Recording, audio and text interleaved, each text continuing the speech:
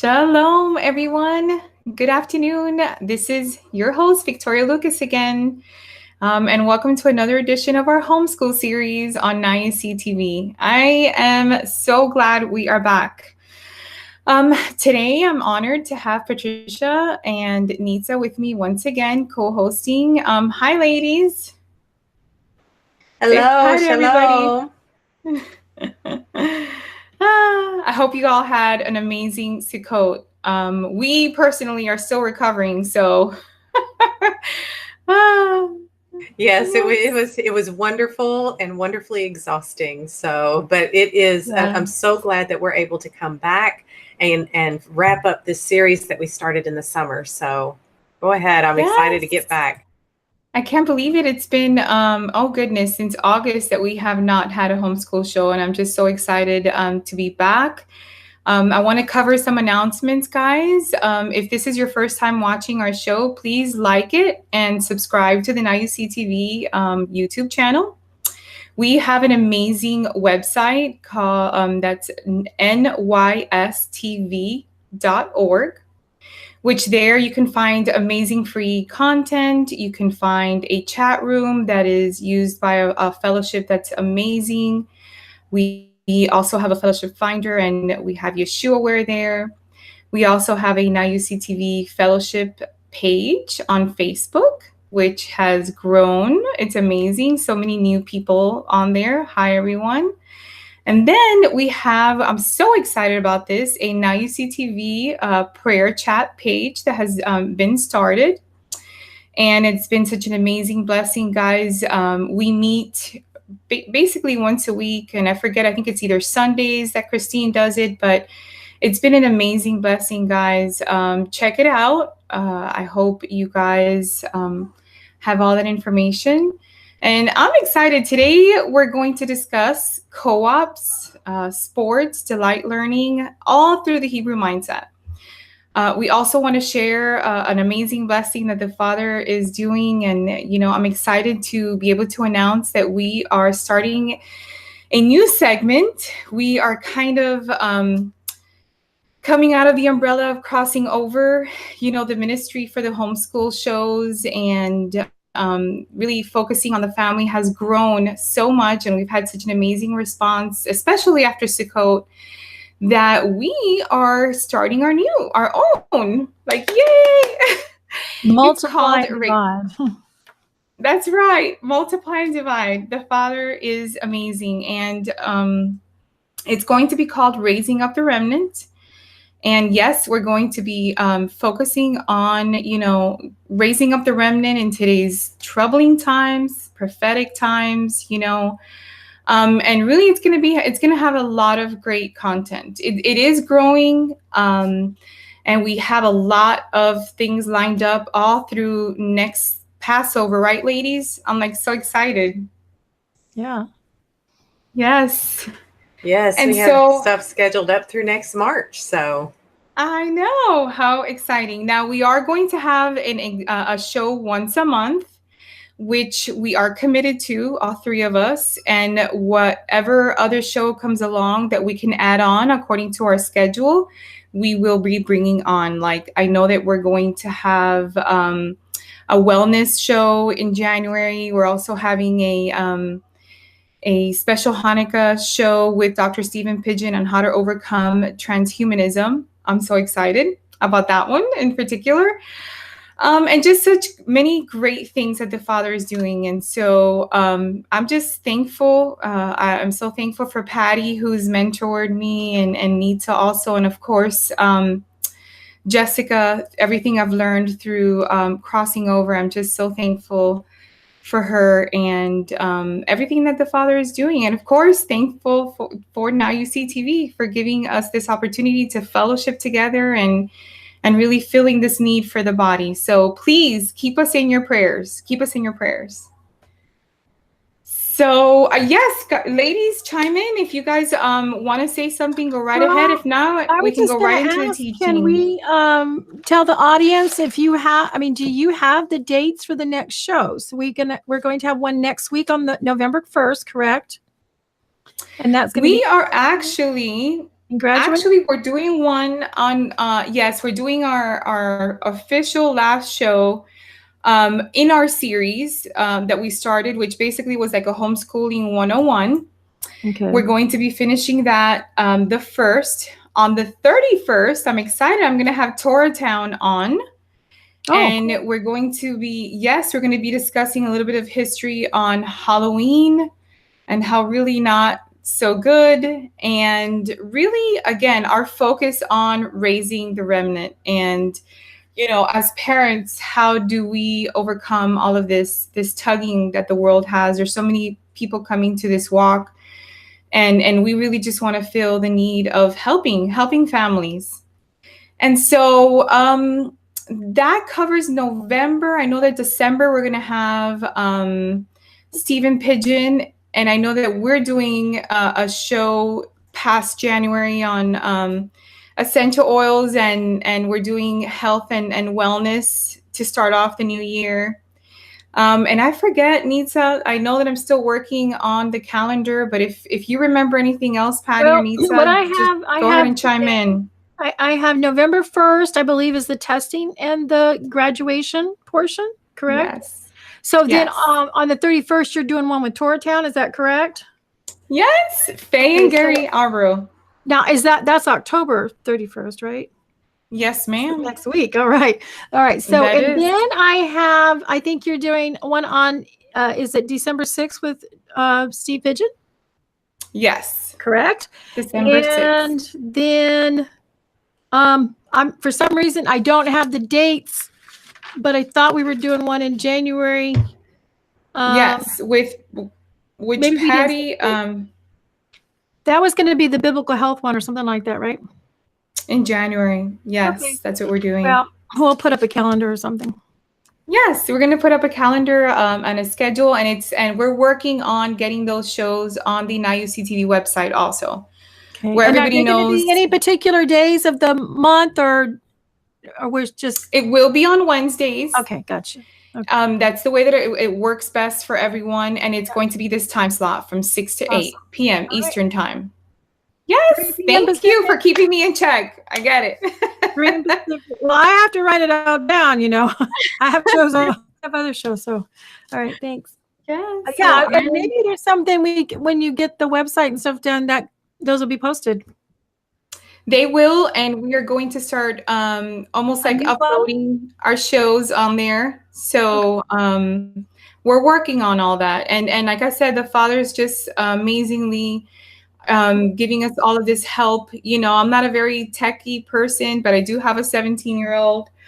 And, there's an illustrator that is helping us with our logo. And then, of course, Miss Lynette Smith is helping us with a lot of the graphics that you see. And she's helping me also with the website. And so, yes, it's amazing. It's basically, this awesome way of just replicating and creating, needs that family and people have. And so, yes, I'm so thankful for the mentoring that Jessica gave me. And then, of course, John. And it's just an amazing thing. I'm just so excited.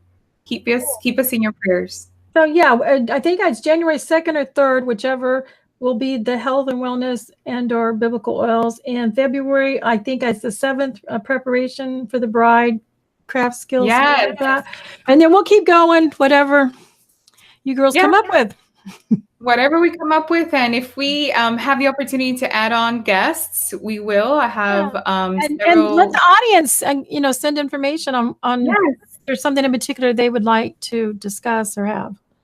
Absolutely. You can message us. I don't have an email yet, just for the ministry, but I'm working on all these things. And so we'll have our contact information at the end of the show where people can send suggestions. Cool. What kind of shows you guys want to see? This is not just about homeschooling. It is going to be about, I'm so excited about, again, everything that we need to raise the next generation, raise up the remnant, right? And it is not just about the mom, it's about the dad, it's about the kids, it's about community. I mean, just awesome, awesome things coming our way. So I'm excited. Yes. Okay. Are you guys ready? Do you want to start on the show now, Patty? Are we good? Yep, let's get started. All right. Okay, awesome. Are you guys, so I will screen share, but Patty is going to be handling the moderating and the chats, both in YouTube and the NIUC TV channel website. And then I'm just going to get ready to present. Okay, here we go. My application window. You know how it is, ladies. Hold on. It's easier to apply mascara. Yes. Okay, so tell me, can you guys see it? Yep, we got it. All right, now I'm going to give it another try to have my full screen on. If not, if you guys, I will let you guys know when I'm going to the next slide. And if it's not working, we'll just go back to this. I just really want people to have the visual effect of having the full screen. So we are going to give it one more try in the Father's name and reading view. Here we go.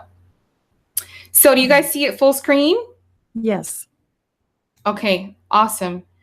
I am on slide number 1, which is the scripture, Philippians 2:1-2, what it means to be like-minded, one with Messiah, and of course in community.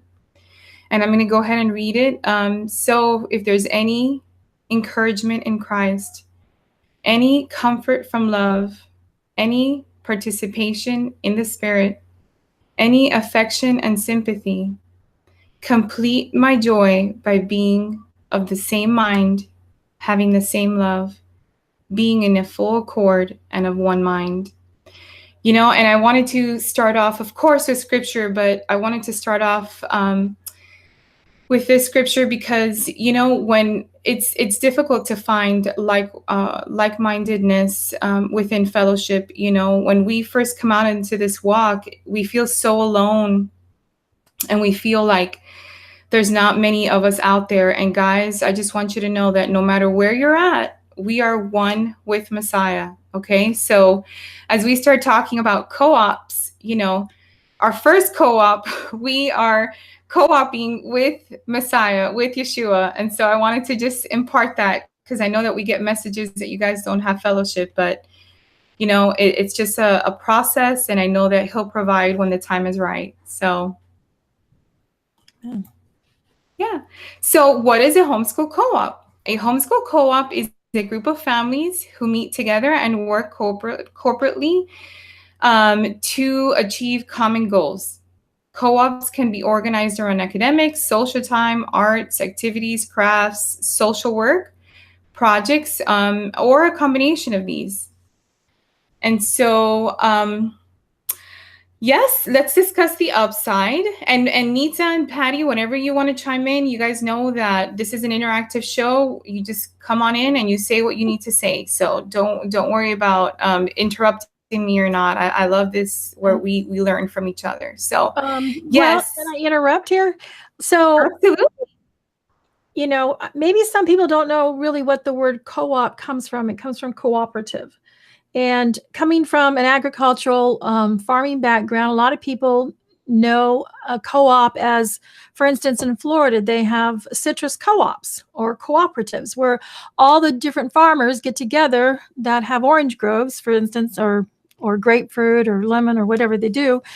And they will centrally collect their money as a membership, and they collectively buy the equipment to go and harvest all the crops. And so when you homeschool, you're putting in some of all your resources to help each other and fill in all the gaps. And it's better and more efficient, maybe more economical, more spiritually economical for you to come together and work with other people. So if you can think of that, I mean, they're growing fruit and we're growing fruit. So awesome. Wow. Awesome perspective. Yes. And it's funny that you say that because we are trying to acquire as a family skills with a more agricultural mindset. And when you describe it like that, Nitza, it makes perfect sense because we are growing fruit, right? Like that was awesome. Absolutely. And we want to bring it to a harvest. And, you know, just as a side note, if this is kind of funny, but I won't go into the details of the story. It's hilarious. But if you want to know, excuse my language, what a butt head is or a bullhead, you really have an appreciation for that if you have raised a bull, a steer, or a goat. So, and you can see that, what that really, really means. And so when you call someone that, or when someone behaves in such a manner, and they're not being cooperative, you really understand that. And it's the same thing with so many other things. If we don't plant and grow and harvest our own, food, etc., we just lose the whole cycle of life and the way things work spiritually and physically. So it is important to try to retain those skills and get them back if you don't have them. That makes a lot of sense, because, and I love the way that you put it, that we're also filling the gap, which is kind of like where I'm going with, the upside of, finding a co-op that works. Yes, because, we moms we don't know everything, and we can't teach everything. And sometimes, going out there and finding the help that we need to fill in those gaps, can be a very wonderful time, not only for the family, but for the moms, because we meet new friends, we meet new people, and of course, everybody knows about the field trips that people get group discounts. But one thing that I've loved this new, because I'm coming into our second year, and now that I've had our first year, where we really learned how to be achad, in one accord as a family. I'm going out and I'm searching for, local resources and connecting with local farmers and things like that, to, the skills that we can't provide yet, right? We're going out and we're looking for them for the kids. So, right. I don't know if it's going to be a co-op per se, but again, it's a great way to find resources locally. So, one of the things kind of maybe will fit in here is, I know in Montana and Idaho, and they may have it in Oregon, check your state, check with the local farmers, is there's gleaning programs. In Idaho, near the Moscow area, and this is great for your children, is they'll send a message out on the email, because there'll be either a homeowner with some property or a farmer, somebody who's got a crop, and what they do is they work in cooperation with the food bank. And so they'll send out an email and say, okay, so-and-so has too many plums falling on their property, or they're gleaning this farm. Everybody shows up and they work, and half of what you pick or glean, you can take for your family, and the other half they are giving to the food bank, to the community. So check your areas, because this is also part of that co-op mindset, and also providing those opportunities for your family and your children. Awesome. Wow. And and at the same time, you're acquiring food, you're serving, you're helping, and definitely, if there's, I'm sure there's parents and families out there that don't have maybe like-minded co-ops out there, which we'll discuss a little bit on the downside, but they could find the support that they need in volunteering and in looking for all of these different resources. That's really what we're going to concentrate on this year. Acquiring these different skills that we can't offer the kiddos right now. And so the challenges, it is a commitment. A co-op model doesn't work if it's not, if everybody's not willing to get involved. There's follow through. Co-ops can be rough on introverts. I know that I have an introvert. My daughter, if she gets surrounded by a lot of people, she'll kind of like struggle a little bit with really getting to know everybody. But once she gets over that, it's fine. So it can be rough on introverts. Could be a lot at once. This was the biggest one for me. When you join a co-op, you open yourself up to new people and new experiences. This can mean that your kids can learn about things that really you don't do in the home, which is why we kind of like took them out of public school in the first place. We, for instance, have had a difficult time, really committing to our local co-op here, because they do so much around, just the holidays. And my kids are still small, and I don't want them to get confused. And then my oldest 17-year-old, he's like, Mom, I'm just getting this understood, and I really don't want to venture out there right now. So, it could just be hard, with the Christian holidays and all of these different things, television shows. And so right. I hear you. It will depend on your group too. I mean, I've been in some groups where, we were able to say, hey, we really don't start the co-op until after Sukkot. And so, is it okay if we come in late? Because a lot of times they'll start before that. Or we don't participate in certain holidays, but would you mind if we come in and teach on Hanukkah or teach on Passover? Or, nice. Now you're going to get one of two things. You're either going to get, okay, that's great, especially if you make a fun thing out of them. A lot of them will use them as learning opportunities. However, it may also get you the boot. So you just, understand our Jewish brothers have had to do this wherever they're at. Unfortunately, or fortunately, a lot of times they're in community, but when they're not, and they're the out, right, they experience the same thing. So we're in a different situation where we're in the Christian communities, and, if we can love them where they're at, and hopefully they'll love us where we're at, it's not always possible. The sad thing is really a lot of times it's not, but use it as an opportunity to share with them, that the Feast of Tabernacles is like Christmas to you and your family. It's the biggest thing of the year, and that's when we celebrate. Would you like to learn? So just use those maybe as opportunities.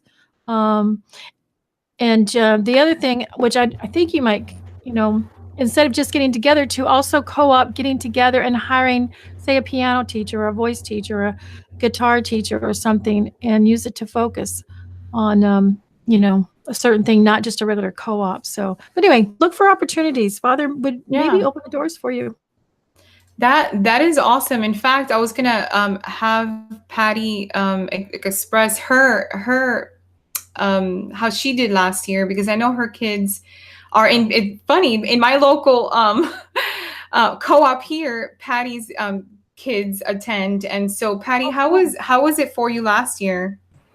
Well, we are a part of two different homeschool groups. We do not participate in the academics. I teach the academics here. We are a part of one. And it's funny because my son, who has now graduated, he liked the one that was in town. He just connected with some of the youth in our local one, but my daughter did not. And so I had heard about another homeschool group where Vicky's at, which is just 30 minutes down the road. And so for $15 a year, we are members of. They're each $15 a year. So for $30 a year, we're members of two different groups. But we don't participate in the academics of one. The other, we do take, like, I teach the primary courses here. I teach, English and math and history and science here. But then her foreign language this year is sign language. And so she's participating, and then they also offered our local group here an ACT prep course. And so it's moms getting together, helping their sophomores and juniors prepare for the ACT test for math and science this year. And so we're also participating in that. So it's basically 2 hours a week. It's not really academics. It's other than just the sign language, which I test her for, and she is going to get a grade. That's going to be one of her foreign language credits, because that's a language she was interested in. And the ACT prep, which is helping both of us, help prepare her for the ACT, because she wants to do dual credits, hopefully for her junior and senior year in high school. So so what we participate in the group activities is we have access to their different clubs because we're members. So we don't do academics with the group that's near Vicky, but we do participate in, has access to junior beta, which will help her. So the National Junior Beta Club, she's able to be a part of that. She's part of an Optimist Club where they do community service together. We have access to the field trips with group discounts, and they're very active. They do a lot of field trips. Yeah. And so we just, and a lot of them are free. Like we're going to go to the Kentucky Center for the Arts. There's an opera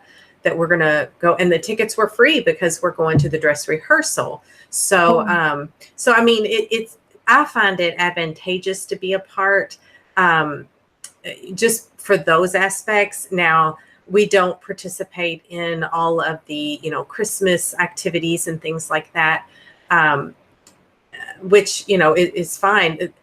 My experience with these two groups have been tremendous and amazing because, the way that they explained it is we're outcasts. All of us are outcasts together. And so we're already being judged by the public school system. And that's the way they've explained it, to me. That's how their perspective they're coming from. So they don't judge awesome. How we teach, our Christian beliefs. We do sign a statement of faith that is basically, the Bible's the inspired word of God. There's one creator. There is one Messiah. It's a very, it's not a very strict statement of faith. They don't get into all the nitty gritty. It's just an overview, about the creator and the Messiah, basically. And so we felt comfortable signing their statement of faith. But you do have to, when you associate with different co-ops, if they have a statement of faith, really read it before you sign it. So it's been a great experience here. And there's groups who don't. Exactly. It has its own set of problems. Exactly. And so I like the aspect. There's also, there are, like you were talking about, getting music lessons. We had, what's an activities fair that we went to in the summer for the homeschool group. And they had access to, martial art lessons and music lessons and drama club and choirs and, all of this access to the community, not that the homeschool group does, but all of these community groups hear about this large homeschool group that they can then advertise to and give a better rate because of that. So go ahead, Nitza. No, I was just saying that's really cool that you can do that. And the thing is the co-op groups, usually you either have one person who's really organized and organizes, everything and everybody, or you have just a bunch of moms who want to get together, and then each of those moms decide, hey, what's your gift? And you get to share the gifts. And don't forget, dads have gifts too. And sometimes you'll get fathers who will participate in, in a different way or a different time. Some can come in and teach, and some can say, hey, come join me Sunday afternoon and we'll pull an engine or change oil or something. So don't overlook the opportunities outside of the regular co-op hours for mentoring. Maybe even just meeting one of those people in those families who has a gift or a talent that one of your children may want to take part of. So don't overlook those either. Well, and I was also going to say, from my experience, it really depends on where you're at, where your kids are at. I would think how far you've been in this walk to. I know that for us as a family, we, our 17-year-old, we literally in his junior year, in the middle of his junior year, pulled him out. And so we're a little bit hesitant to involve him again in that place of he's just really starting to understand Torah and walk it out. And Sukkot was an amazing experience. That in itself was a co-op. And so I really feel and I want all the moms to know out there, it just really depends on your situation. And it's really just also what co-ops you have out there, and just really the age, and it's just different for different families. Wouldn't you guys agree? It's just so different. Absolutely. It is very different. Every family is unique. And it's nice. This homeschool experience for me has been a celebration of our uniqueness. And I'm just very fortunate to have both of these groups really appreciate the uniqueness that we are, and that, you know, we are quote unquote the outcasts if we're homeschooling anyway. And so there's almost this camaraderie, and there's not this judgment, as long as, you know, the foundation that I have found for both of these groups is the Father, biblical truth, and the Messiah. And so it's really been a blessing for us. But every situation is unique. So it's nice not to be pushed into a cookie cutter. It's daunting because you don't have you don't have a set structure. You have to create that. But that's also a blessing. So. Yeah. Well, and wouldn't you say also, when you come into a co-op, Patty, really just to go in with a humble attitude and just really just coming in through, you know, the mindset of Messiah. And, you know, there'll be deal breakers. Because I remember a co-op that my friend was attending back in Texas when we were in the Army, you know, and they were big Trinitarians, and they were or they were big into, you know, several things in their statement of faith, and they didn't feel comfortable signing that. So yeah, I really think it just depends. The challenges depend on what's important for your family. And so there's no judgment, you know, as long as we go in just being humble and understanding every different situation. I think it would be, co-ops are great. They really are. They really, really are. And so what if there's no co-op around you? You know, these are just some other costs, you know, some other things to consider. Again, we were talking about this, finding a group that fits your family. You know, it usually involves outside structure. Kids may get some experience in class, raising their hands, taking turns, you know, and we talked a little bit with Patty about the costs. It really just depends.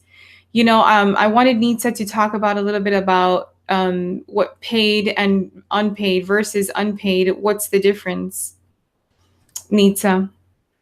Well, you know, when I was doing it, there were the groups where the families just got together, and usually nobody paid anything except for expenses for that co-op. Those were more loosely run usually, but again, and this can always change, those who had varying ages of children, sometimes younger children because the whole family came together. But then there were those who, you know, specifically, especially when you got to particularly high school level, and it wasn't a co-op for the whole family, you know, or all the different age groups. Then, you know, you would have one teacher who taught, you know, algebra, and one teacher who taught physics, and et cetera. And so there would be a cost, and it was a way for some of these mothers to make money. But sometimes, or it's also, you have to pay for the building, the location of that co-op. One of the things my experience is that if people are paying, they show up usually, and they take it more serious. So, you know, and I mentioned this in some previous shows. One of the things that I really encourage you to do and to be mindful of is, if you are taking your children to a co-op, even when you're participating, you need to teach your children, and this is, I find homeschoolers are very guilty of this, is that you are, for that period of time, moments, whatever it is, you are delegating the responsibility and authority of teaching for those moments. And now your children need to learn to respect whoever's teaching. And, you know, find out, does this co-op give out assignments? If they give out assignments, then make sure they do them and turn them back. If that's not something you feel like you can do, and believe me, I understand that. I didn't want my kids to have assignments when I had a lot of them. Then, you know, we have to say, okay, we're going to have a co-op where whatever we learn here is what we learn here. And if you want to expand it at home, that's great. But I just can't make sure that 5 to 7 children have different assignments done and back the following week, because we have our schooling and what we do at home. So, you know, so it's really all about who's running the co-op. Sometimes there'll be teachers, there'll be public school teachers, private school teachers who run co-ops. It's all going to be a flavor, and they're all customizable. The thing is to find out if you don't have one, make one. And the thing that we have today that we didn't have 20 years ago is, even 10 years ago, we have online co-ops now, and hopefully in the future, we'll maybe do some learning things where you and the children can sit around and learn some things in this homeschool series. But I think Michelle Huddleston has homeschool online, so in support groups. So you guys have more opportunities than we did back then, and it's coming right into your home. So, and those may or may not come with a cost. I'm glad you mentioned that, Nitza. I was going to mention that Michelle Huddleston is in our chat room, and she had mentioned that she has an online. Hi, Michelle.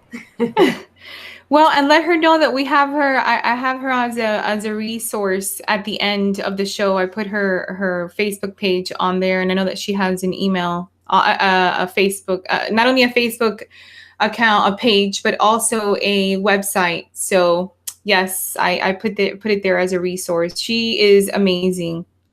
So thank you for everything you do, Michelle. Yes. Yes.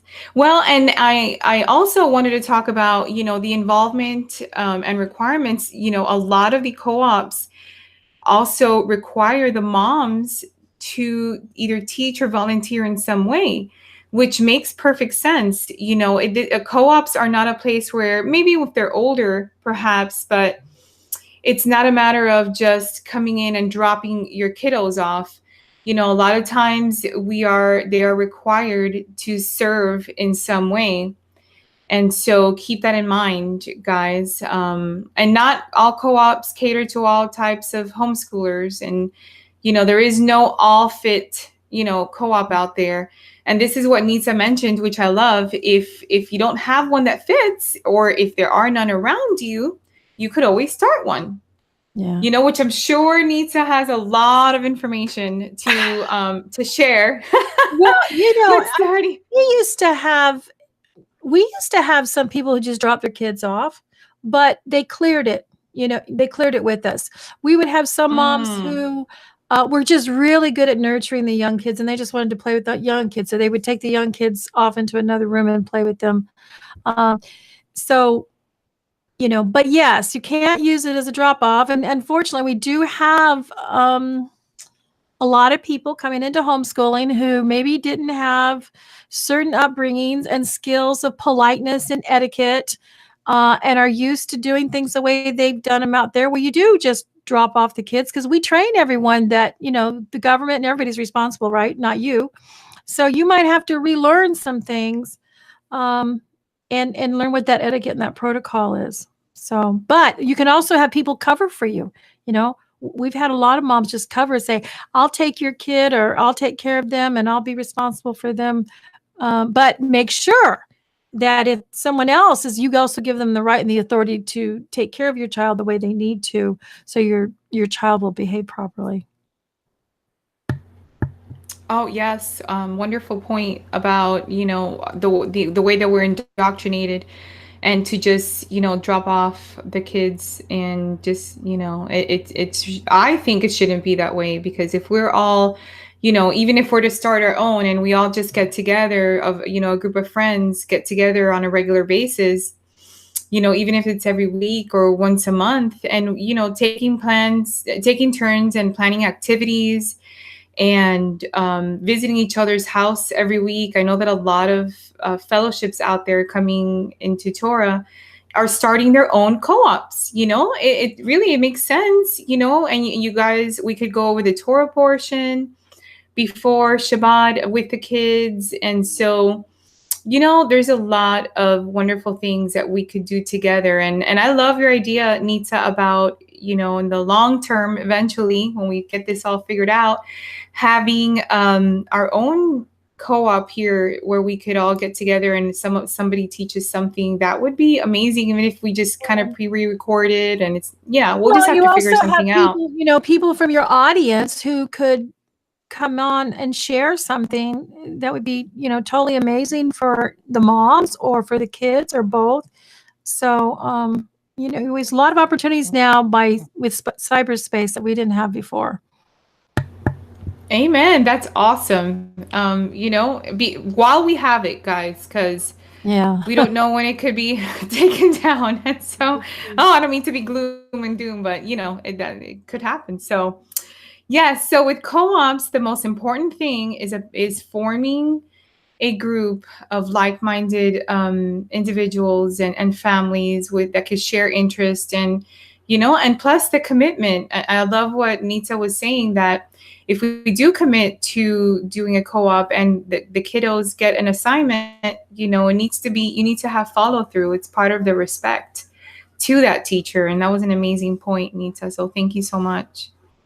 And we're going to move on. So we are going to touch a little bit upon public school online programs, which I hear a lot of moms on all of these different chats that I'm on and all of the different homeschool pages using them. And, definitely when we pulled Hunter, my 17-year-old, out of school, and it was in the middle of the year, I really didn't know what to do. And I thought it would be a very good option.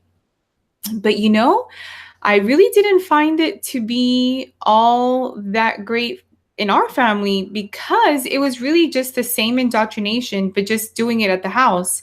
Yeah. It was a situation where it didn't get him excited in any way.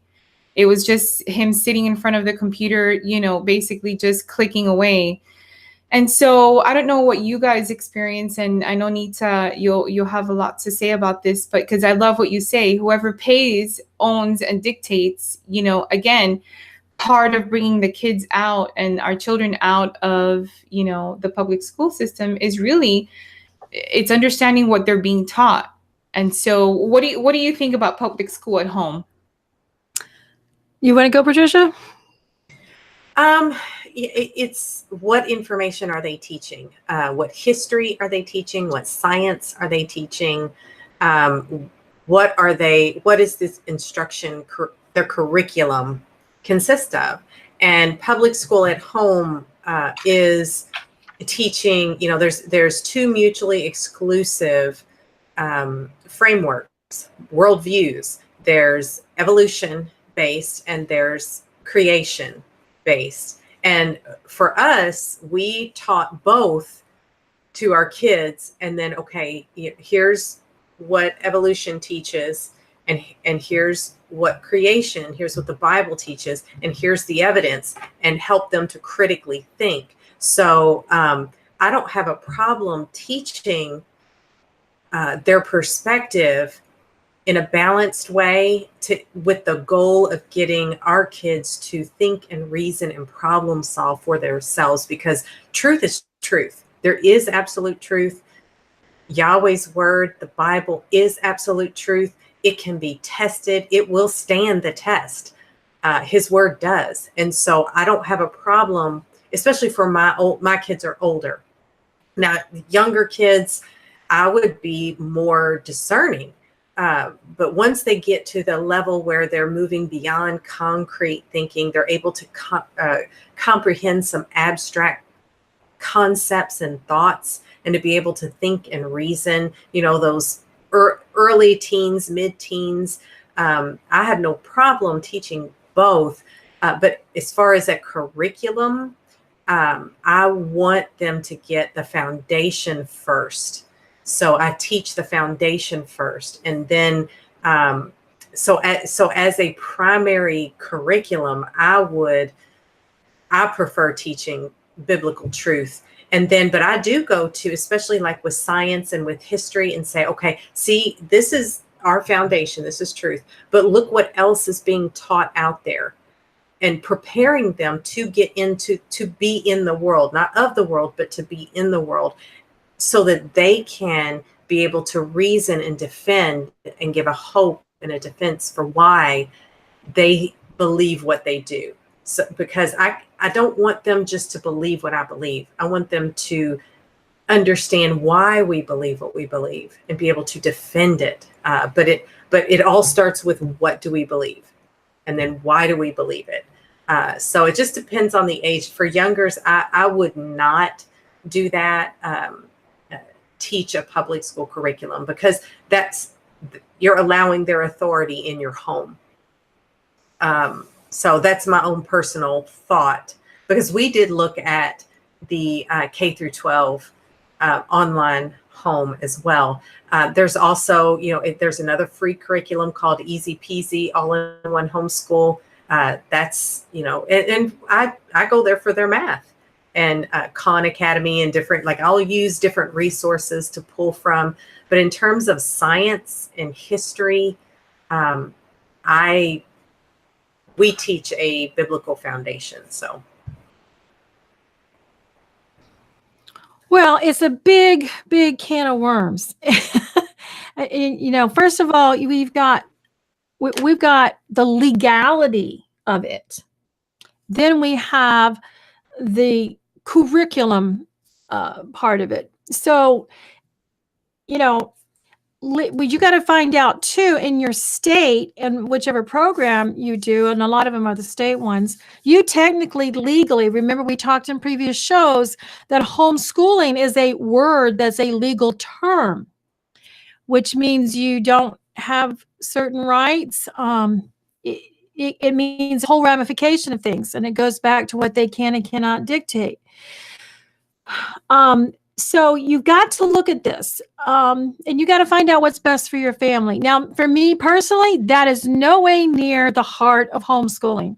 Go back to the first show we did, look at the definition, the biblical definitions of education. Is it preparing your child to be in their useful stations in life? Is it preparing them to have wisdom? Is it teaching them how to make a living or how to live? There's all kinds of things to think about that. However, we live in a very broken society. And so let's say you're public schooling and your child physically, spiritually, and or emotionally is just not doing well in school. The best thing you can do for what because you don't really have maybe you don't have the heart of homeschooling yet, you don't have all the tools, you don't really know what to do or where to go. It may be a transitional thing, or it may be the best thing you can do now to get your child home in a safe environment, but still be educated. But the child usually is going to be lonely because it's all about the interaction. I see used to have a lot of parents who, their kid was in junior high, high school, and they had a crisis situation. And so now they want to homeschool. But many of them didn't realize that the parents were part of the problem. The parents had to quit their careers. They had to quit whatever they were doing the way they were doing and sacrifice to reach that child where they needed to reach them and make that intervention. It was going to be a lot of hard work, spiritually, emotionally, physically, financially, for the parents. A lot of parents have done that. That takes a great amount of faith and really loving your child more than yourself. And in today's society, we don't find that a lot, to be honest with you. So we have that issue. So you bring your child home, I've seen it too frequently. The child's totally left alone, even in a good family. If there's not interaction with that child, there's going to be problems. And really, truly, anyone who's been educated knows that learning something on a computer online is totally different than learning something in a book or hands-on, etc. So, but it may work for some people and may be the best thing. However, there's other alternatives. Like you can get your, we used to call them ACE school, PACES, Christian Light units. I mean, you can also get units that a curriculum that's basically the same, and you can get it online or hardback book where you are legally homeschooling or home educating your child and not underneath that umbrella and dictation of the online school. And that may cost you some money. But I'm assuming there's still used book fairs and stuff out there. So you really got to look at what's going to work for you. On one hand, I don't think it's right. But I'm not saying that couldn't be right for someone. We have to understand a lot of people are coming out of the entanglement of the system.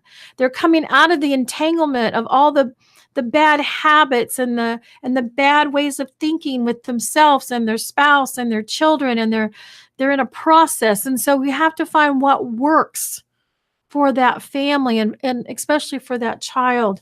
We got working moms, moms who have to work. We got moms who are single, who don't see any way feasible for them to homeschool. But hey, it might be the only way that works, and their child is actually better off at home. Some children are mature and can handle that at 12, 13 years old, even younger. Depends on the child, depends on your location. So you really have to look at that, and hopefully you also have someone, whether it's another homeschooler, somebody friend, somebody who can to spiritually pray and walk you through that, because what it's about is making it work. Whatever it takes to make it work so that your child is spiritually, physically, and emotionally growing to become whole and or to start healing from things that have happened to them in the public school. I've known so many children who are begging their parents to come home. It's not necessarily, sometimes it's because they could learn a whole lot more at home on their own time because they're wasting their time. But a lot of times it's just school is hell on earth for them. Basically, that's the bottom line. And they would do anything. And my background is better to bring them home and have them do nothing than to let them go to school and learn and endure what is happening to them today in the schoolroom. So you got to look at that. So it's not just, it could be just a curriculum issue. It could be a legal, technical issue of what's required and not required, and how they actually have reached into your home and have control over your home and your situation with your other children and younger children. So you got to look at the whole picture. There's a lot of things to take in to consideration with that whole thing. So I guess that's really all I'm going to say about that. Well, and you brought up very good points, because at the end of the day, if I understood you correctly, we will be more and more attacked as not only homeschoolers, but as, the fact that we are definitely even more, peculiar, as I like to say. Does that mean that we might be more open if we're using a public school curriculum, like a K-12 or something, more open to legalities of them having more authority and control over us? Nitza, I mean, I understand. Yes, that's true. But it's also you're really not a homeschooler usually in those situations. You are a public school student having your classes at home versus being a home educated student or a private school student having your classes at a home in a private homeschool umbrella. It's really a matter of legality. It's a lot like another comparison to that is this also happens when you homeschool with the whole heart of homeschooling, but you decide you want to go have your child play volleyball at the local school or football.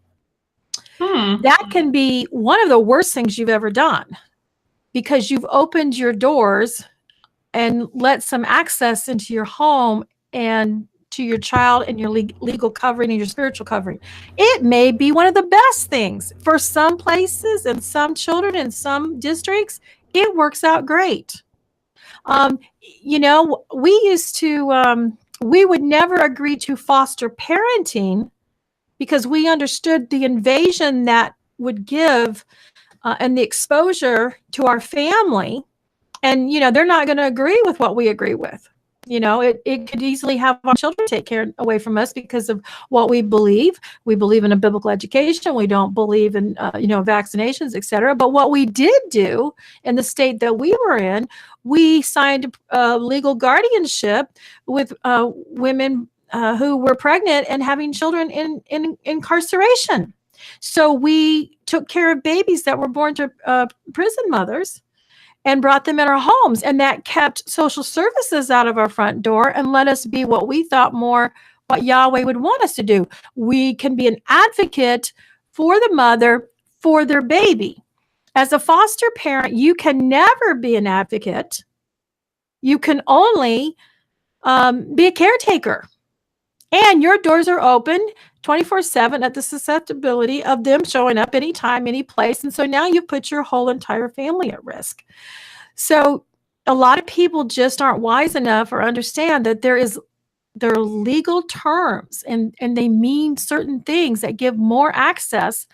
Like homeschool legal defense, basically, unless they've changed, have told you, you just don't open your door to them, right? You want them to get a warrant. There's certain things that they instruct you to do, a certain protocol. But, if you're in some of those situations when the law would look at it as, well, you're not a homeschooler, you're a public schooler, and I can have access to you. There's a lot of legality issues that spiritually affect us. So I don't know if that answers your questions, but those are things that you really need to figure out before you go open in the doors. Because don't think for a moment that Pharaoh and that spirit of Pharaoh and his system is not waiting for a little inch to get in. Now, there will be parents who totally disagree with this. They have no problems dealing with the system all the time, and they don't have any problems. I just personally have never found that to be possible, even when I was willing. It's like the spirit just knew. We're opposing doctrines, we're opposing thoughts, we're opposing processes of how and what we think and believe. Even if I want to be nice and polite and allow you to believe what you want to believe, it was never really reciprocated towards me because I was so different in what I thought and how I wanted to raise my children. So there are people that are gifted with that. I know public school teachers who homeschool. Yeah. Well, and you bring up an amazing point that even when I was preparing the presentation, I had not even understood what you're explaining because truly it's going to get more and more difficult. I know several situations where, because we have opposed the system, and I say we because we are one body of Yeshua, right, coming into all of these truths. When we oppose, there have been times that their children have been taken away. In Kentucky, there have been some times here where it's gotten very difficult for homeschool moms and parents because of the fact that the more money they start losing, the more they're going to be, we're going to be under a microscope. And so, yes, I see what you're saying. It needs to be very, very thought out. And there was a discussion on the Rivera's homeschool page on how to deal if CPS, comes to your door and how to have all your paperwork ready. And all of that. And it was actually a blessing that somebody brought that up because honestly, I had never thought of that. It does happen. And every time you open that door, whether it's playing the sports or bringing, when you bring that publicity and that public payment, even if you're getting, whatever it's called, the social services for medical, technically, they have access to so much. That doesn't mean Father can't protect you. And I'm not saying you should never do that. I'm just saying that, remember, every time you do that and the enemy is providing or doing something, he's got an in, and it can be used as an opportunity to expose you. So you have more risk and more exposure to getting attacked. That's the bottom line. Well, and I'm going to skip ahead a little bit because of the time, and I want to just continue what you were saying, Nitza, which again, coming into this walk and understanding that what is the difference between the Greek and Hebrew mindset, which goes so perfectly with what you're saying, because at the end of the day, we are what it really truly means to be set apart, and in the Western civilization, which, yes, it's called Judeo-Christian, we live in a civilization right now that is basically, and I know that we were discussing, the U.S. being a republic and what all of that is, right. But really it's the state, right? That's who is in charge. If you don't come out and you don't change your mindset from that Greek mindset and come into the Father's mindset and understanding what his covering is, although we're going to be susceptible anyways. And yes, like you were saying, we are protected, but it is changing that mindset. which Well, it's kind of like the difference between going out with a target on your chest or not. You know what I mean? That's every time right, you put a little target up, they're gonna, right. Yes. So yeah. Well, and everything is structured. Even our government, everything is structured through that Greek mindset, where really, and we here on IUCTV, we discuss a lot about, even the human farming that Jessica talks a lot about, what it all means to be in that Greek mindset that really is Babylon, and it's Rome, and it's all of these things that we have to understand to come out of. I personally, and in our household, we really don't do sports. Mm-hmm. We have a testimony where I actually know of a family that was close to us and dear, that because of sports, they have, walked away really from the Sabbath in particular, which led them into other things, right? Yeah. When they weren't able to observe the Sabbath because dad and the son came into the high school level sports, and yes, he had this amazing talent. Guess what? The dad became a coach, and now they're not even absorbing the feast. They're not observing anything. They've lost their Sabbath. They have lost the identity after coming into Torah. And it's just been very, very difficult. So for us, we want to teach our kids, not necessarily sports, but we want to teach them life-saving skills. And we're going to dedicate that time, instead of to sports, we're going to dedicate that time to understanding the Father's ways. Does that make sense? Yeah. And, and that is a tough one for a lot of families, depending on their culture, it is. Background. For me, it was pretty, for 25 years, it was, 20 years, 23 years, it was really easy. I mean, first of all, I saw running to different games and different things as total bondage in a way, it just wasn't happening. And I didn't feel like it was really helping my children, become what they need to be. Now, that didn't mean we didn't do dance lessons or, gymnastics or something. And then, I'm going to expose myself. I have a son who, I knew when he was little. I know generally what he's called to.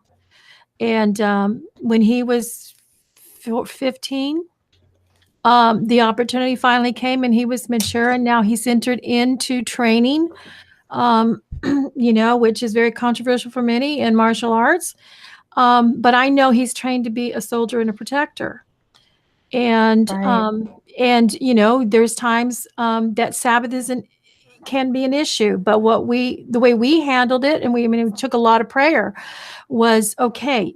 As long as we still can attend Sabbath as a family, as long as we can still do these things, we do allow the exception, like 3 or 4 times a year, for what he needs to do, because there's no other way for him to do it. But at the same time, it's not like it's not his life. It's not, that's another thing. You got to look at that. I had one daughter, I would never let her do a pageant or anything because that was her identity. I had another daughter who looked at it as it was just a means to a scholarship. You know what I mean? It wasn't her identity. Those are really tough questions, and you've got to walk with trepidation.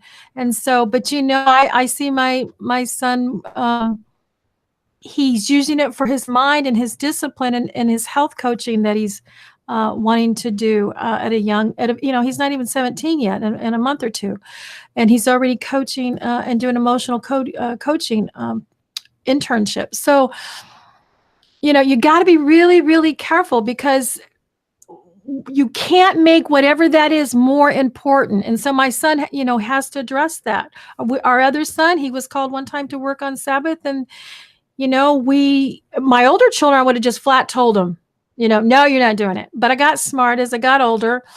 And I learned that I had to let them, when they become teenagers, there's a certain level that you have to let them start owning and making those decisions. And so what we do in our household is, someone has to work on Sabbath. Then what we do is, generally speaking, unless they're a provider for the family or something like that, their money that they make, that they agree to work for, goes to a donation to a widow or an orphan. And I actually learned that from a Jewish person who, how do you handle that? And they said, well, if we have to do that, then we donate that money because we're doing a service. A lot of times they'll do services and things on the weekend. So, it's something you really got to pray about. And like what you were explaining with that friend, I mean, it becomes obvious what is more important to them now. What's more important to them that has become their God is that sport. Yes. An idol. Yeah. And so, yes. And then there's other people that would just totally condemn me because we do make that allowance 4 times a year for a turn. He has to test. He has to test on a Sabbath. Right. So but and we go back to say, Nitza, that it's different for different situations for different children, and absolutely, it really depends on what the Father is leading you to do, individually per family, and there is no judgment. There really is no judgment. Well, and the bottom line is for these kids, they have to own it, right? And I think that's a mistake I made with my older children. I made them forcing them, right? And then when they were older, they don't.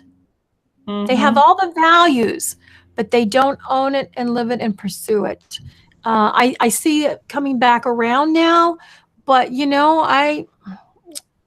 there's something about forcing that horse to the water and eating and drinking and saying, here it is. Wouldn't you prefer this? So that's just, I would have never said that 15 years ago. Okay. I just would never have done that. So, and don't worry. Thank you for sharing. It's a safe place. There's no one is going to judge you here because I'm going to tell you. Yeah. And you bring up a very good point because they come to an age where if you don't allow them to make their own choices, then rebellion can come in. And so it's a very fine line. One of the ways I actually learned that was from a Jewish friend. I couldn't understand why most Jewish people were Democrats and, obviously we're voting for abortion candidates. And finally, one day I asked him, I said, what is the deal with you, with the Jews? Why? And this is what she told me. And it just totally changed my mindset. She goes, we are Jews and we're walking in covenant regardless of what the world does. And we don't want people telling us how to live.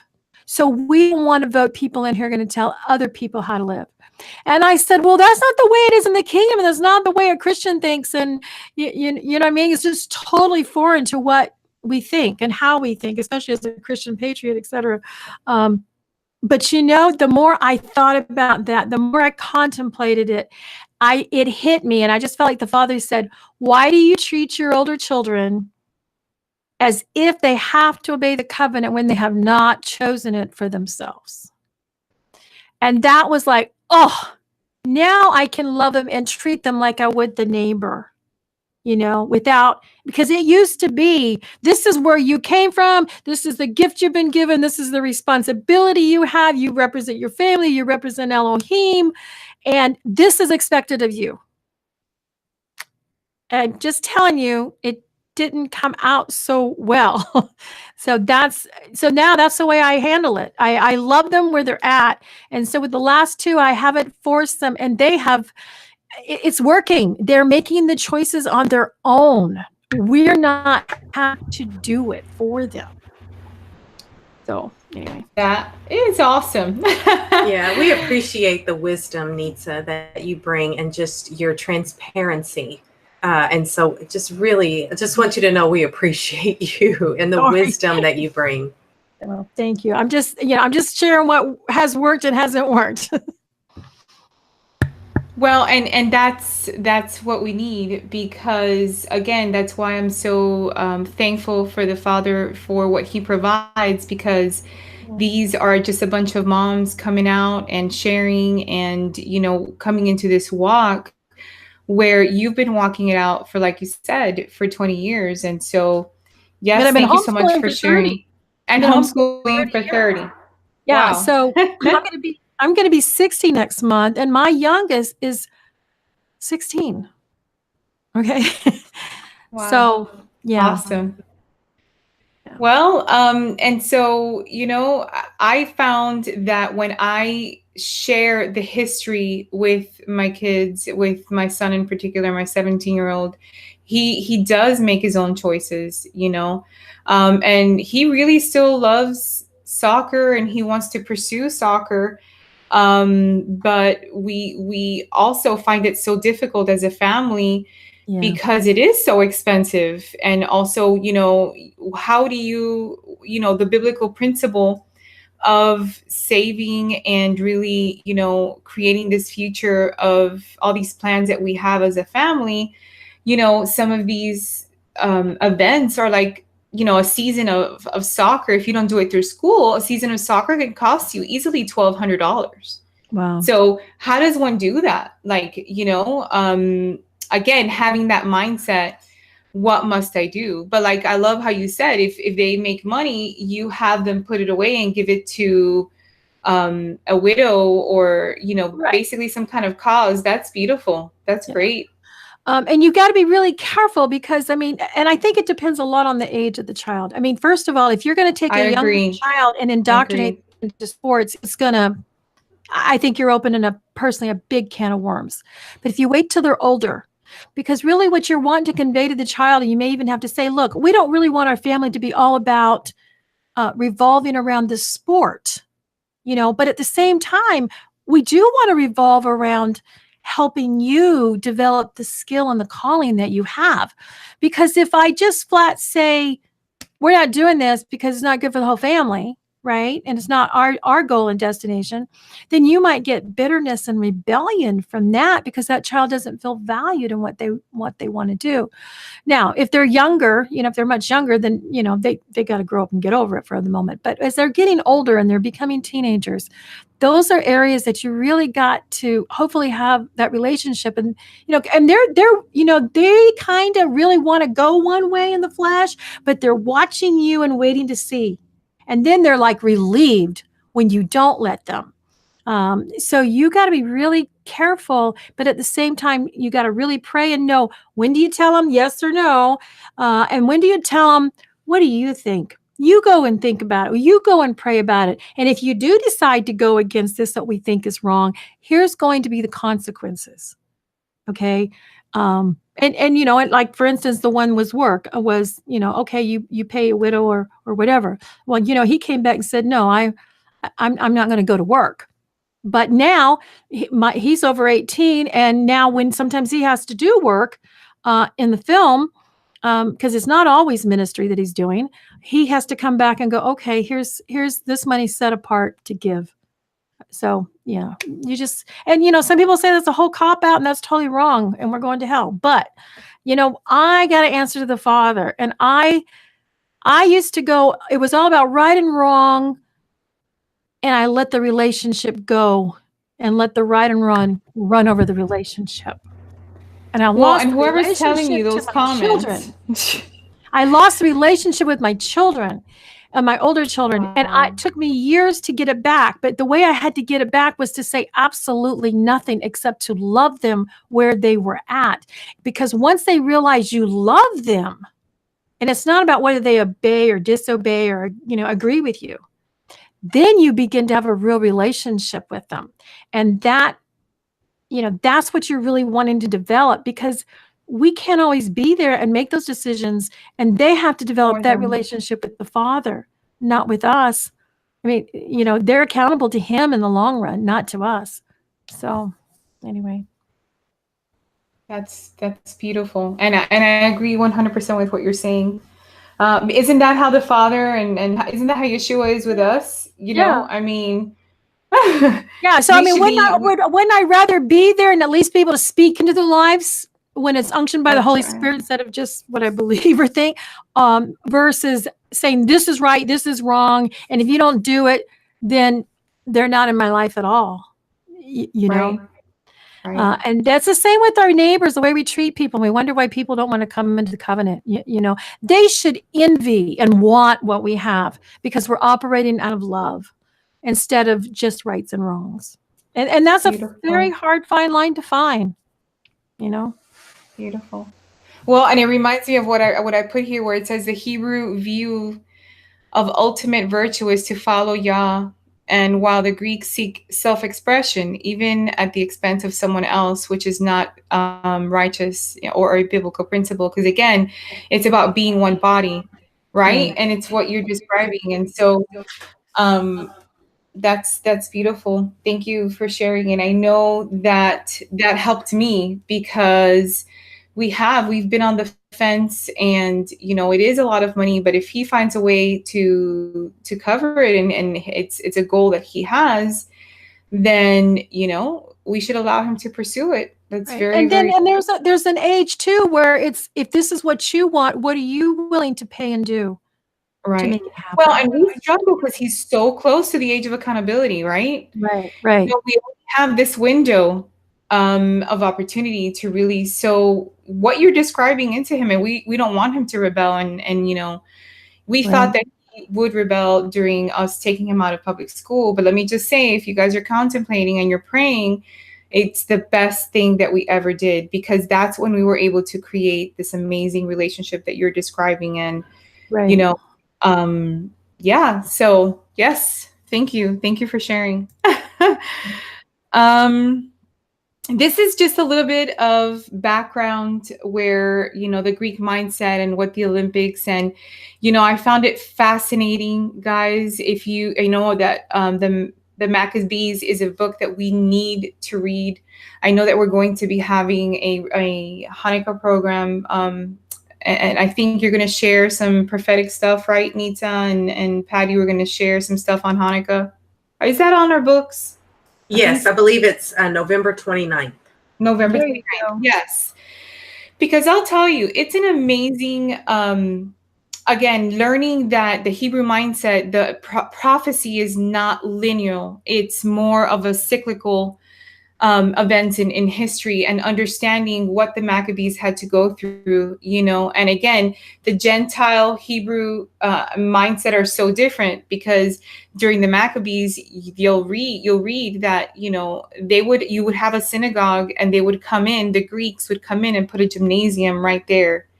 That was amazing history, which I'll have all the references at the end, and I'll always share our slides. But again, having that mindset of what did the Gentiles do, and what are the customs of the Gentiles. And something very interesting, which I think it's in our next slide, that you brought up. Well, and this is just a synagogue that is in Turkey, where right next to it, you'll find that it has a gymnasium, because that's what they went around doing. They found the synagogues, and to just distract them and get the Greek culture into the society, into the neighborhood, I guess, they would just build a gymnasium right there. This was amazing to me, Nitza, when you shared it, that again, why during the Greek and Roman times, sports were associated with idol worships, and it was performed in the nude. Why? And a lot of times it exposed the sign of the covenant, circumcision. Wow, that was so surprising, which of course makes perfect sense, because it's a way not only to humiliate you, but go ahead. Well, no, I mean, if you look at some of the words in the ancient Hebrew picture, that's, the ein and different words that are relating to this. I can't remember exactly what the words are, but that's exactly. And if you look at especially old funny movies, when someone's captured, what the enemy does, what Hasatan did, and he did it in the garden. What did he do? He stripped them. He humiliated them. He got to see inside of them and see part of them that only Elohim could. And so that's the number one reason, right? And then, in the old movies, it was, they weren't going to get up and run away because they were naked, right? They didn't want to be more humiliated, so they'd stay wherever they're at, and they got to stay in their captors.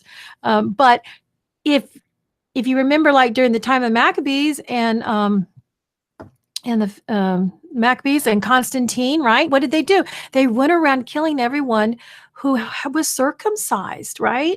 And because that exposed that they were in the covenant. So if you were having exercises, gymnastics, and gymnastics is totally, rooted in Baal worship, that's exactly what it was doing. It was exposing, not just only humiliating God's creation and seeing a part of something that only Father should see, but it was exposing the covenant, the sign that they had with him, aside from the Sabbath. So yeah, that's powerful stuff. And then they went around killing them, and the Book of Maccabees, they, the horrible things they did to the babies and how they killed the babies that were circumcised. So. Oh, good. Yes. Well, and it's very interesting. If history, through the Hebrew mindset, is cyclical, again, how does that apply to us today? Right. And really, what is coming our way? And so, yes. And even today in the medical community, they don't want you to circumcise your children. I mean, most practitioners, obstetricians, doctors I talked to in the last 10 years, they don't want you to, they see it as almost an abuse. Yeah, yeah, absolutely. Whereas before it was, well, of course you're going to have your child circumcised. You're an American. No. Yeah. Well, and again, how does that affect us today? For us, definitely when we are considering sports, it's, again, what time does it take from the Sabbath? How set apart does it make us? Finances, family, impact, priority, and focus. Again, the fact that there is no rest, I see that. But then again, what happens to the talent? How to redirect that amazing talent that perhaps your child has to come align with what Yahweh's mindset is. And so, I don't know. We were thinking for us, is taking all of these things, the Sabbath, the financing, and all those priorities, and focusing them on really survival skills. That's where we're headed at as a family. When we see the things that are coming, and you look at the Maccabees, and we know that it's cyclical, and the things going on with transhumanism and everything, that talent, we want to just turn it around for building what the kids need to survive in the next 10 years. Well, and when you I don't know if you guys are on there. When families are just, there are some families, especially dads, that's why they were raised and what they came from, they want to just, it's all about the sports. But you look at that time, money, and effort. Let's not even talk about disobeying Yah. Come on. The rest of it is like, you got spiritual implications. Go through and read all the verses about Sabbath and the promises that are there for you. But if you want to ignore that, just look at the finances. Look at the fiscal wear and tear on the family. And if you took that same effort and turned it into survival skills, which is really common everyday living skills that we used to all have in this country, you're really giving your child something that 95% of their peers are not going to have. Most everybody lives in the city. They don't even know how to cut grass, much less how to grow a carrot. You know what I'm saying? They don't know how to change a car. Everything's about a specialty, and they don't know how to do something with nothing and create something. So if you could just look at how you could transform all that energy into something that will benefit that child, their life, their character, and their future, and your family, it should be a no-brainer if you just do a T-chart, write it all down. Yes. That's awesome. And Patty, if you'd like to chime in on sports, remember, just come on in if you want to say something. Yeah, well, we don't have a lot of experience. My son's very academic minded. He's very, that wasn't his thing. When they were younger, when before we were ever walking Torah, they were in the little martial arts where everybody got a trophy and that kind of thing. And he ran track, I think, in the first grade. So they were little. My only experience was with a homeschool group. Outside of that, was with my daughter last year, and we told them right up front that we won't do anything on the Sabbath, which they really didn't have anything on the Sabbath, and it was a great in terms of teamwork and that kind of thing. But I will tell you, and it wasn't that expensive because it was a homeschool group and it was a Christian. Our state has a Christian athletics program and tournaments and things like that. So it really wasn't that expensive. It didn't compromise the Sabbath for us. Time. Oh my goodness. It was, 3 days a week, traveling 2 hours outside of the practice. Once the game started, we were traveling 2 hours one way to get to a game. go to the game 2 to 3 hours, and then 2-hour drive on the way home. The time alone was I had no idea. And so I asked my daughter, I'm like, is this something that you want to continue? If it is, we'll talk about how we can we were going to have that whole conversation, how to problem solve and weigh the pros and the cons. And she was like, no, Mom, I'm good. Like, it was a great experience. Thanks for doing that. But we were on the road a lot. She missed her dad because at that time he was working nights. And so we literally did not see much of him during volleyball season. Just because of our schedules were so conflicting. And so I was glad that we didn't have to go through that process with her. But, she was like, it was a great experience. Thank you.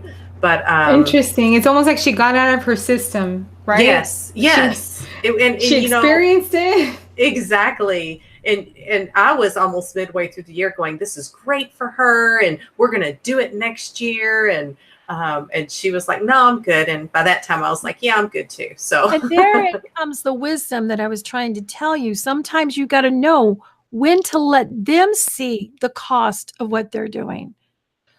Yeah. Absolutely. So that's all that I had. That's my limited experience. Oh, well, and that's good. That's good, because that just confirms what Nitza was saying. And so there you go. Second witness. Well, and it was interesting because, again, going through this outline for me, it was like, well, this time, this energy that that people would dedicate to sports, when you dedicate it to what we put here, like, let's say a day trip, again, acquiring skills, the homesteading side, going to museums. And, for me, a big thing that I also want to concentrate on this year is service to others, volunteering at retirement homes, shelters, food kitchens, volunteering in the community, trying to help. We're in a part of a fellowship that has homesteaders that need help. And so, that's where we are concentrating as a family, to acquiring the skills and using the talents that the Father has given us. And so, yes, it's very different for everybody. And there's no, go ahead. I was going to say one thing. No, go ahead. One thing I don't think we put in here was 4-H. And 4-H can give your children a lot of skills. There's a couple of things that you want to consider about 4-H. 4-H is run by the universities of each state. They go into a database, and there is a pledge. So a lot of families have issues with that. I was very fortunate in that we always had a homeschool group 4-H. And so we weren't forced to do some of those things. And it still gave us the ability to use the free materials and participate in the different kinds of skills. So 4-H may be an option. And if it is, look around and ask for homeschool groups of 4-H. So. I'm glad you mentioned that, because we do participate we have a homeschool group in our county 4-H. And so we have participated in that group, but we've also participated in the other 4-H outside of the homeschool group. And so when we started there, there's two pledges. One is the Pledge of Allegiance, and the other is the 4-H pledge, which is an interpersonal pledge about pledging to think clearly, to heart for better living, health for better service, that kind of thing. And so, and I just said, I was up front with our local 4-H agent and said, here's things that we're not willing to pledge because it conflicts with the pledge that we've made to our Creator. And, we would love to. And she was okay. All right. They were fine with that. So, be very clear with them and upfront. And I'll tell you what, they're so desperate to have active families, and at least here they want families involved. You know what I mean? And so they're very open to that, at least here. So. What I wanted to chime in because I had an experience where I had set everything up for, definitely participating 4-H. And by the time we came back from Sukkot, we had missed like close to two sessions of everything we had signed up for. And they were like, well, it's kind of late now. Your spot's been taken and whatnot. And so I don't know if you guys have experienced that out there, but that's what happened to us. We came back from Sukkot and it was kind of late. So I think it depends on where you are regionally, and there are some individual projects that you can do in 4-H. I mean, almost any topic is out there in 4-H. It's just that certain clubs are only a particular topic, and your club, especially if they're into competition, they're going to want to win. And so they're going to make sure that you're on their schedule, but there are some very loose programs out there with homeschoolers that allow all kinds of different projects. So you just really need to check out your area, Patricia. Yeah, and the group as well. Yeah. So it's not just the particular. There might be several groups in your area. Yeah, exactly. So that it just depends on the activity and the area. So. Yeah. Well, and that brings us to family vacations, guys. There's something that had Sukkot. Yes, Sukkot, greater Exodus mindset, guys. Of course, understanding Yehovah's appointed times. Sukkot was our first official Sukkot was this year, guys, and it was amazing. And definitely worth whatever it takes for you guys to fellowship with others like-minded and experience community, even if it's for 9 days, is very, very powerful. The good, bad, and the ugly. Powerful. So, because we experienced rain, we experienced cold, we experienced heat, we experienced all of these things, bugs. But yet it was such an amazing experience. We really saw what it could possibly mean to live in community and how to deal with it all. And it was an amazing thing. So if you guys want to share about Sukkot, go right ahead. But that's what we're doing. Family vacations, really, it's organizing our time as, in his body to experience the greater Exodus mindset and practice it. Yeah.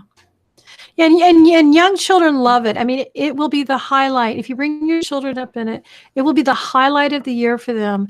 I remember one Sukkot about 4 or 5 years ago. I forget what happened. Something horrible happened. It was bombed or blew up or something during Sukkot. Maybe it was over in Israel or somewhere in the U.S. I don't know. But as we were leaving Sukkot, we heard that on the news. And, one of our sons said, I don't want to leave Sukkot and go back to the world. I just want to live in community. And I remember one Sukkot for me was so good that when I walked into the grocery store and I was back home, I forgot that I wasn't at Sukkot and I just wanted to hug the cashier, because when you're walking through camp and you have everybody who's focused on loving and serving Yahweh, even, with all the different issues and problems, you always have those at the camp. But, it really, truly is like living in community and a taste of what it's going to be like. And your children, it will become that bonding time with the family. And that is my number one time as the boys got into their teens, especially, is I love to sit and listen in the cabin or in the tent. We don't do tents anymore because I'm usually teaching. It's very wet here. But we do the cabin. It's the cabin time at night.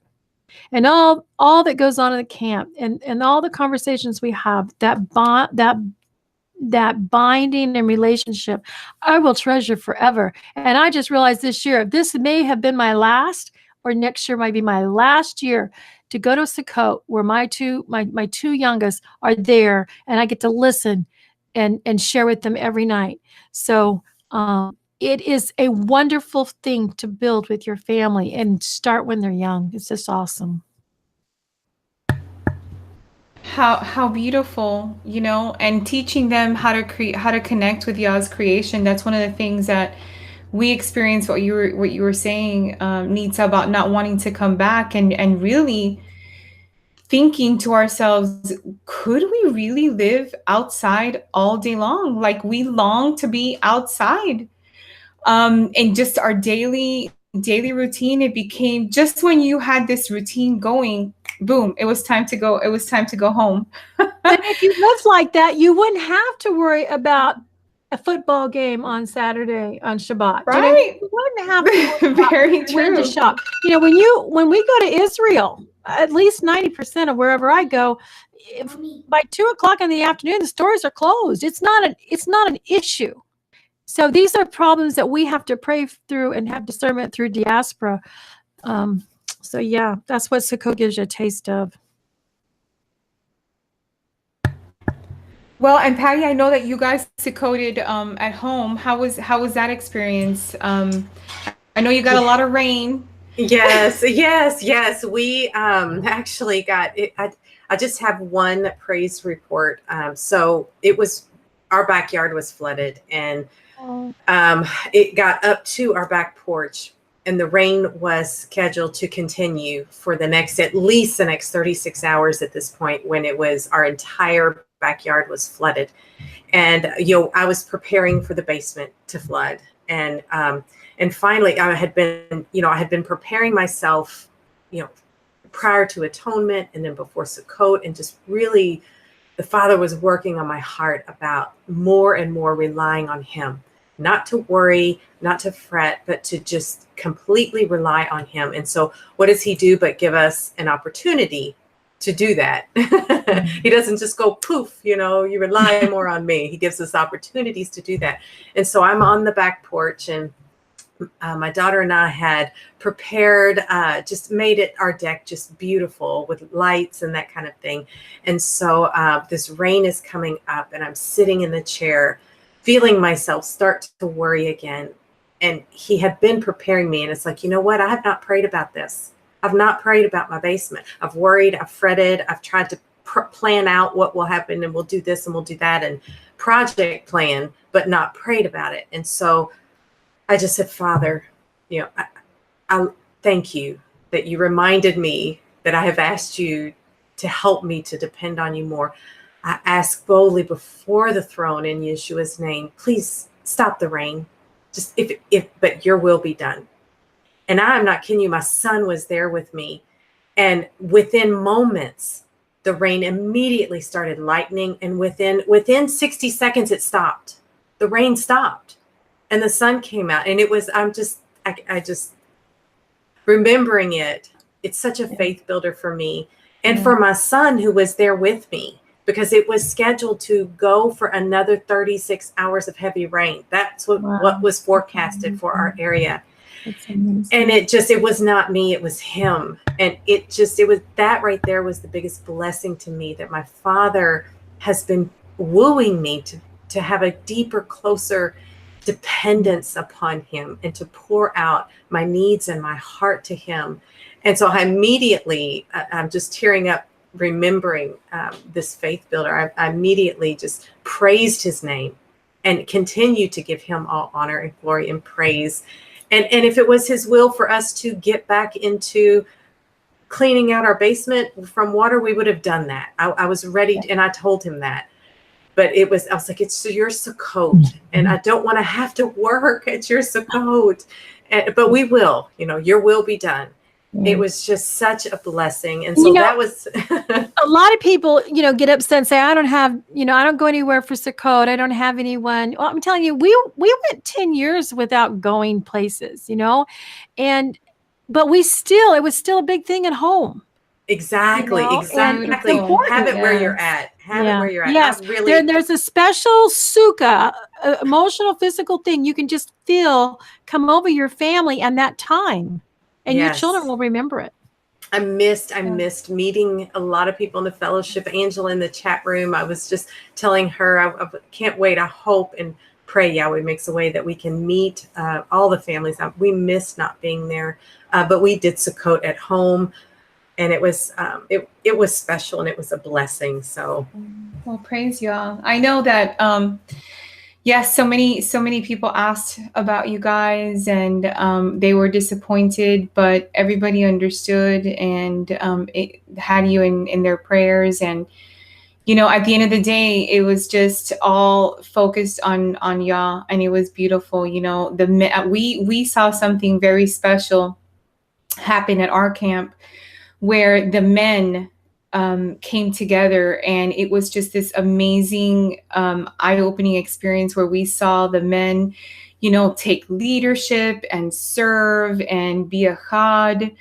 Us ladies, us wives were like bawling because we would be like, what is going on? Because it was up to the last great day, they were baptizing each other, and it was so amazing. My 17-year-old before did not want to get baptized. And after Sukkot, we asked him, we had wanted to get baptized before as a family, but we would never want to do it without him. And he always had all these questions. Well, he came to us and told us that he no longer had questions, that after seeing the community of people and seeing, what Christianity was all about, and seeing people walk it through, that he was like, yeah, sign me up. So he got baptized with Ryan and us, and it was just so amazing. And so we were so blessed, and we just hope that all of us one day will definitely be together and live that way eternally. That was just so exciting. Hallelujah. Yes. Guys, it's almost time. I know, Patty, we have to go, and it's so close to. We did have a couple of questions. I know we do. Okay. And before we do our questions, I wanted to share this recommended resource page, which if people, again, if you guys would like the slides, I know we went a little quick because we had so many announcements and things going on. But if you need the slides, just let us know and I will send them to you. And again, Homeschooling Torah, Torah Town, Now You See TV, all our Facebook people, and the Huddlesons. Just guys, there's so much resource out there, and our hearts is to help all of you and to just serve you guys. And so whatever it is that you guys need, this is our contact information. And then again, still stay in prayer about the homeschool conference. That looks very, very positive. We have some things in the works, but we're just really trying to figure out the timing. And again, if it's in y'all's will, it will happen. And so, yes, questions, ladies. I'm going to stop sharing so I can see your faces. All right. Yeah, Christina asks, do states support co-ops? Do you find there are any obstacles to finding co-ops? I know we talked quite a bit, and we may have, she asked this towards the beginning, but we talked a lot about obstacles to finding co-ops and just obstacles with co-ops. But what about states support co-ops? How do they feel about that? I don't have experience with it. I don't know if Nitza, I think Nitza's not there right now. I really don't think, okay. I don't think they provide them unless they're a public school activity. That we did talk about that. And I don't think they're against them because basically it's a curriculum enhancement or an extracurricular activity to them. You do need to be careful in some states because there are some families who kind of homeschool in a sense of it's all by co-op almost. I have seen that. And there might be some legalities to that because in some states you have to do a certain percentage. The parent has to do a certain percentage of the educating. But I really, unless I don't know. I really don't think the state's involved from that point of view at all. And unless there's somebody else who knows something else we don't know. No, and that's was kind of my sense as well. I have not seen any opposition to it.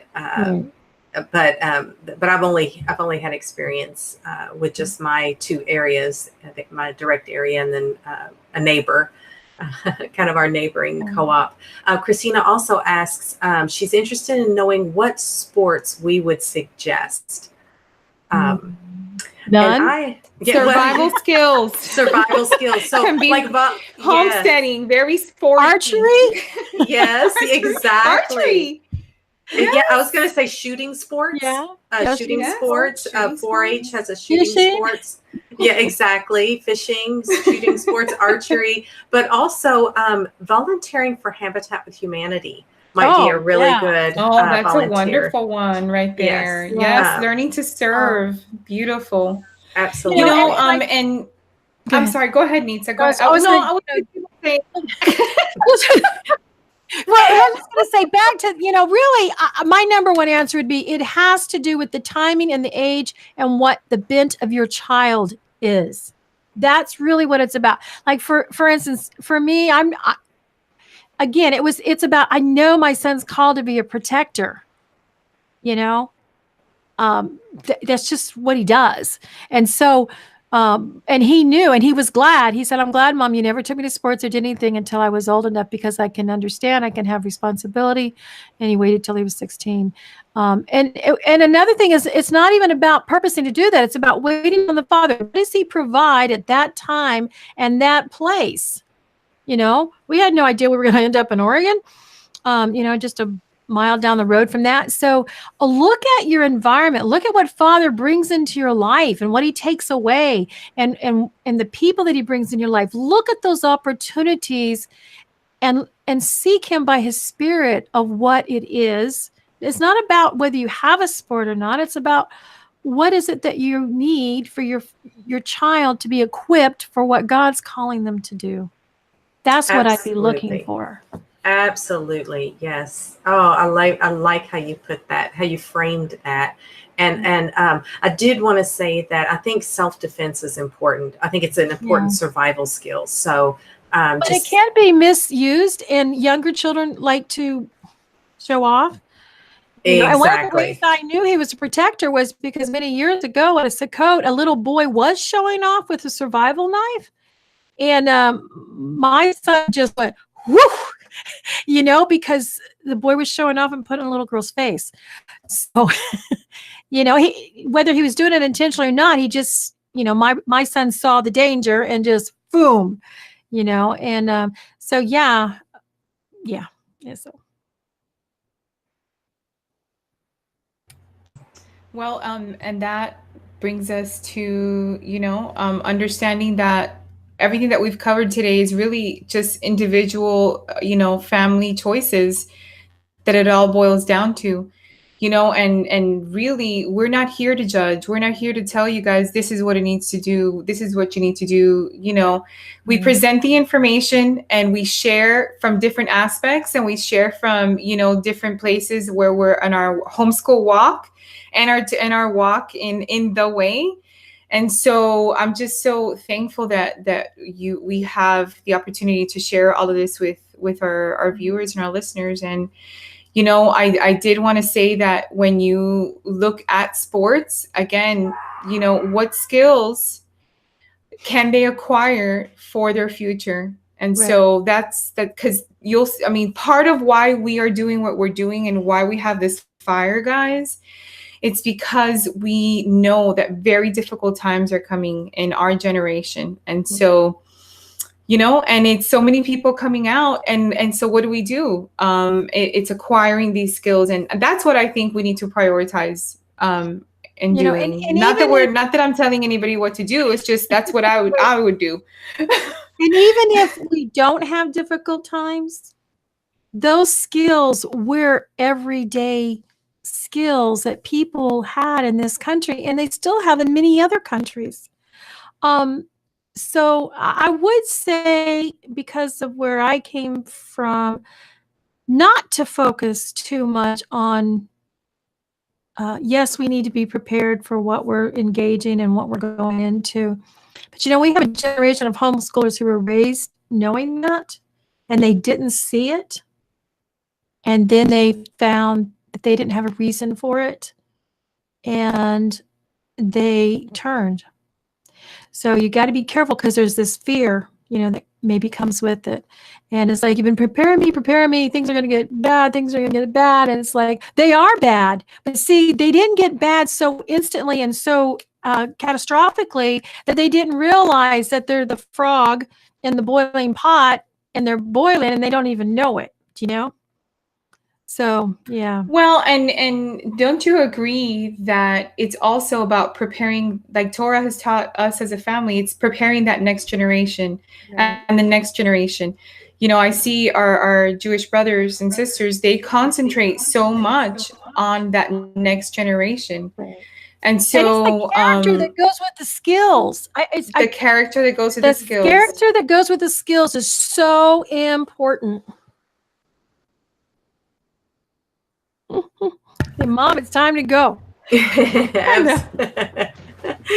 been so patient. This is homeschooling. They have. They're so awesome. Well, and that was the last question. I think we're done with our questions. Yes, Patty, yep. I'm so sorry. I didn't mean to interrupt, but yes, I think we're done with our questions. Are we not? Yep, we are. Thank you so much. All right. Aw, time flies. Man, can't believe it. 2 hours. So would you guys, one of you close us out in prayer? Like I have like, no, yeah. Would you close us out in prayer, please? Go ahead, Patty. Oh, okay. All right. I'll mute my camera. Yahweh, you are so amazing. And Father, we give you thanks and praise. You alone are holy. You alone are good. And Father, you provide for us. You protect us. You give us your word. You give us, you sent Yeshua, our Messiah, Father. And we just thank you so very much. We thank you for this opportunity that we can come and share the information and the wisdom that you provide. Father, we lift up each and every person who watches this and ask, Father, for your blessing, for your wisdom, for your discernment. Father, we just ask that you be glorified. And Father, we lift up those families who are providing home education, or Father, who it's on their heart to provide it. We just ask that you would make a way, because you are the way. Father, we love you. We thank you. We praise you. And it's in Yeshua's matchless name. Amen. Amen. Amen. All right, y'all. We'll see you next Thursday on the 1st. Next Thursday. I will be on with Torah Town on Faye and Gary Abro same time on Wednesday, the 31st. Gotcha. And then definitely we'll be back on the 1st. And just that's had the opportunity and testing and graduation. Testing and graduation. I can't believe we're there, but yes. All right. And guys, don't forget to send us suggestions. If you out there, guys, homeschool moms, want to know something, if there's something that definitely is in your heart that you need to know, let us know. Okay? All right. Shalom. Shalom.